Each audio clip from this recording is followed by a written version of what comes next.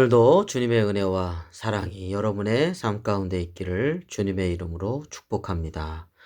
오늘 우리가 함께 보실 하나님 말씀은 잠언 29장 14절부터 27절까지 말씀이 되겠습니다.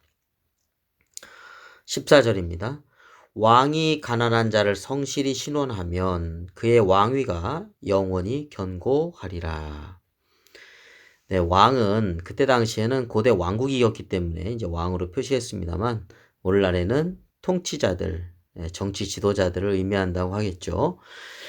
자, 근데 가난한 자를 성실하게 신원하면 왕위가 견고해진다는 것입니다. 자본주의 사회 속에서 어떤 면에서 돈의 가치에 의해서 사람이 평가되는 잘못된 그런 방식을 우리가 조심해야 되는데요. 그렇기 때문에 어떤 공의나 정의도 돈에 묻혀지게 되는 그런 불의한 사회가 될 수 있는 그런 허점이 있습니다. 그러나 더욱더 이 가난한 자, 사회적인 약자들에 대해서 잘 배려해 줄 때 사회 공동체가 더욱더 건강하고 견고한 그런 사회가 될 것입니다. 가난한 자라고 해서 무시하고 멸시한다면 그 사회에 금이 가는 거죠. 갈등 구조가 되고 결국은 흔들리고 무너질 수도 있습니다. 15절입니다. 채찍과 꾸지람이 지혜를 주거늘 임의로 행하게 버려둔 자식은 어미를 욕되게 하느니라. 채찍과 꾸지람이라고 하는 거 처음에 들으면 좀 부모를 원망할 수도 있겠습니다. 자식들이. 그러나 잘못된 것을 고쳐줌을 통해서 바르게 자랄 수 있다는 것입니다. 그냥 네 마음대로 해라 하고서 이렇게 내팽겨 주게 되면 그의 잘못된 행동들이 고쳐지지 않아서 결국은 부모를 욕되게 할 수 있다는 것이죠. 예, 신앙적으로도 그렇고 또 윤리적으로 또 도덕적으로 사회적으로도 올바른 것을 잘 가르쳐 주기 위해서 채찍과 꾸지람을 통해서 내가 이것이 잘못이구나. 이것을 잘 깨닫게 되는 일이 처음에는 부모 입장에서도 마음이 아프고 또 자식 입장에서는 부모님이 왜 그러나 이렇게 원망할 수도 있겠지만 궁극적으로는 그의 신앙적으로 또 사회적으로 윤리적으로 잘 성장하게 돼서 존경받는 사람이 될 수 있다는 것입니다. 16절입니다. 악인이 많아지면 죄도 많아지나니 의인은 그들의 망함을 보리라. 내 자식을 징계하라. 그리하면 그가 너를 평안하게 하겠고 또 내 마음에 기쁨을 주리라. 아까 우리가 15절에 있는 말씀하고 연계된 그런 말씀이 되겠습니다. 잘못된 자식을 이렇게 징계하는 거, 그것이 평안함을 주고 마음에 기쁨을 준다 이렇게 말씀하고 있는데 이게 무슨 뜻이냐면요.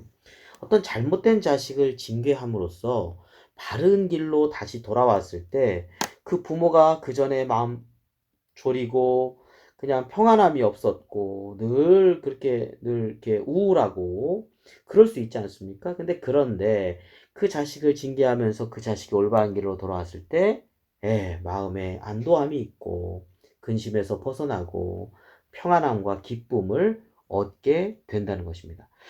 그래서 징계라고 하는 것이 자식들에게 있어서 꼭 필요한 것이지 네 마음대로 다 해도 돼 이렇게만 계속 한다는 것은 오히려 부모를 욕되게 할 수 있다라는 말씀을 우리에게 주고 있습니다.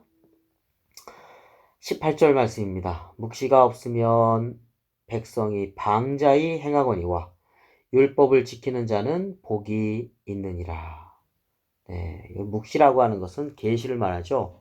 하나님의 말씀이라고 할 수 있겠습니다. 자, 하나님께서 우리에게 주시는 그 말씀, 그곳에서 떠났을 때 그런 어떤 삶의 기준이 없을 때 방자하게 행하게 됨으로 말미암아 멸망에 이를 수도 있지만 하나님 말씀을 잘 마음판에 새기고 그 기준대로 살아갔을 때 궁극적으로 복된 삶을 살 수 있다라고 하는 것을 말씀하고 있습니다.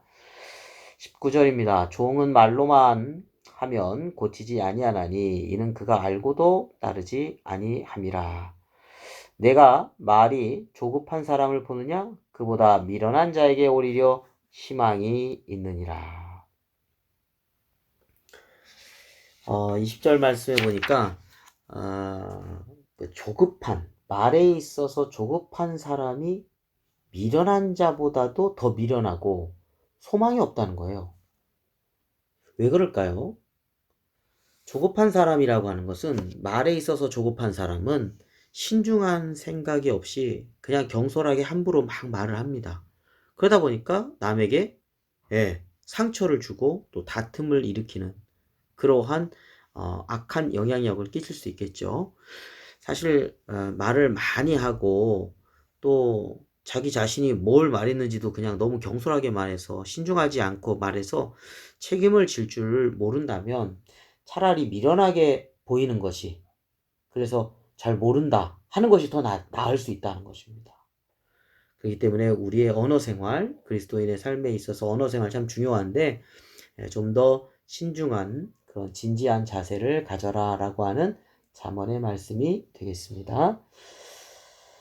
네, 21절입니다. 종을 어렸을 때부터 곱게 양육하면 그가 나중에는 자식인 채 하리라. 노하는 자는 다툼을 일으키고 성내는 자는 범죄함이 많으니라. 사람이 교만하면 낮아지게 되겠고 마음이 겸손하면 영예를 얻으리라. 네, 노하는 자는 다툼을 일으키고 성내는 자는 범죄함이 많으니라. 그렇습니다. 우리가 어떨 때는 잘못에 대해서, 불의함에 대해서 어떤 거룩한 분노 이런 것은 필요합니다.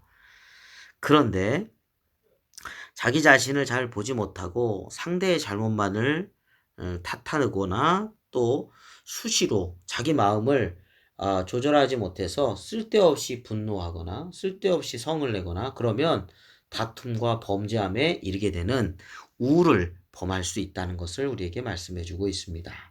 나 자신의 마음을 잘 조절하면서도 분별하고, 그래서 화낼 때는 따끔하게 화를 낼 필요가 있겠죠. 그렇지만 습관적으로 이러한 분노 또 성내는 그런 삶은 지양해야 된다. 이렇게 우리에게 교훈해 주고 있습니다. 24절입니다.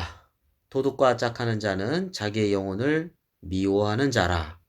그는 저주를 들어도 진술하지 아니하느니라. 사람을 두려워하면 올무에 걸리게 되거니와 여호와를 의지하는 자는 안전하리라. 사람을 두려워하면 이게 올무가 되는데, 사람을 두려워하면 사람이 불안전하고, 사람이 어떻게 보면은 말로는 그런데 행동은 또 엉뚱한 행동을 하는 경우들도 있고요. 근데 거기다가 이렇게 너무 두려워하다 보면 나 자신도 잘못된 그런 올무에 빠질 수 있다는 것입니다. 그러나 우리가 궁극적으로 의지해야 될 분, 우리가 믿어야 될 분, 하나님을 의지하는 자가 가장 안전한 자다라고 우리에게 말씀해 주고 있습니다. 하나님이 주시는 지혜, 하나님에 대한 믿음, 그리고 하나님 말씀의 길을 걸어가는 자, 하나님을 경외하는 자가 사실 가장 안전한 삶을 누리고 있다고 하겠습니다. 26절입니다. 주권자에게 은혜를 구하는 자가 많으나 사람의 일의 작정은 여호와께로 말미암느니라. 그렇죠. 네, 사람의 일의 작정 하나님께 있습니다. 하나님께 있습니다. 27절입니다. 불의한 자는 의인에게 미움을 받고 바르게 행하는 자는 악인에게 미움을 받느니라. 이 세상에는 공존하고 있죠. 의인과 악인이. 그래서 공존함을 통해서 필연적으로 이렇게 갈등 구조가 될 수 있고요. 대적의 어떤 그런 관계가 될 수가 있습니다. 이 세상은 영적인 전쟁터라는 것이죠. 그렇기 때문에 우리가 잘 분별하고, 그리고 악에게 지지 말고, 그리고 하나님의 선함, 하나님의 기뻐하심, 하나님의 온전하신 뜻을 행하는 것이 중요하다고 하겠습니다. 자, 오늘 말씀을 정리해 보겠습니다. 오늘 말씀에서 특별히 자녀들에 대해서 말씀하고 있습니다.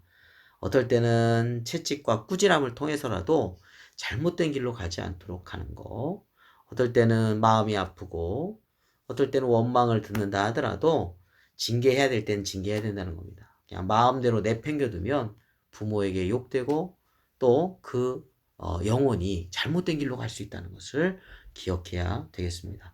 무엇보다도 우리의 감정을 또 잘 다스리고 그리고 하나님 말씀의 길을 잘 걸어가고 궁극적으로 우리가 의지해야 될 분 누군가, 궁극적으로 우리가 두려워해야 될 분 누군가, 하나님이라는 것을 우리에게 말씀해 주고 있습니다. 그것이 지혜의 근본이다. 하나님을 경외하는 것이 지혜의 근본이라는 것을 우리에게 기억하게 하는 말씀이라고 하겠습니다.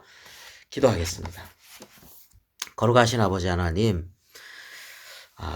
오늘도 하나님의 은혜 가운데 저희를 붙잡아 주시옵시고 이제 구정이 시작됩니다. 하나님, 우리의 삶 가운데 언제나 믿음 안에서 새로워지는 삶이 되게 해주시고 하나님, 올 한 해 믿음으로 하나님을 사랑하며 하나님 말씀 붙잡고 여호와 니시의 해가 되게 해주시고 하나님이 여러 가지 혼란스러워서 앞길을 어떻게 될지 모르는 이런 불안한 시대 속에서 여호와 이레 하나님, 우리의 삶을 준비시켜 주신 그 하나님을 온전히 믿고 따르는 저희들이 되게 하여 주옵소서. 찾아뵙지는 못하지만 우리의 부모님들에게 함께 해 주시옵시고 아버지 하나님, 우리의 자녀들이 올바른 믿음의 길을 잘 걸어갈 수 있도록 은혜를 더해 주옵소서. 예수 그리스도의 이름으로 기도드립니다.